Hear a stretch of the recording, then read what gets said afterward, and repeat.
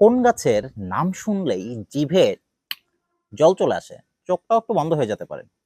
আসেন, গাছের গল্পে আমাদের আজকের গাছ তেঁতুল গাছ।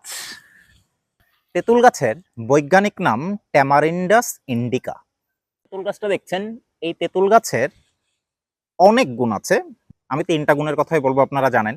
সো প্রথম গুণ, তেঁতুল গাছে আছে টার্টারিক অ্যাসিড নামে একটা অ্যাসিড, যে কারণে এটাকে অ্যাসিড বোমও বলা হয়। এইটা একটা ন্যাচারাল প্রিজারভেটিভ অ্যাজ ওয়েল। তেঁতুল দিয়ে, তেঁতুলের পাতা দিয়ে বিভিন্ন ধরনের জিনিসকে সংরক্ষণ করতে পারে। নাম্বার 2, তেঁতুল গাছকে বলা হয় সেরোটোনিন বুস্টার। সেরোটোনিন হচ্ছে আমাদের শরীরে একটা হরমোন, যে হরমোনটা যদি নিঃসৃত হয় তাহলে আপনার মুড চেঞ্জ হয়, আপনি ভালো বোধ করেন।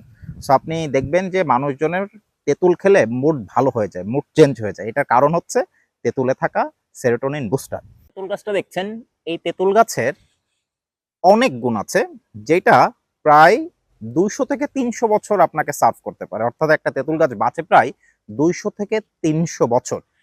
এটাই তেঁতুল গাছ। See you in the next video.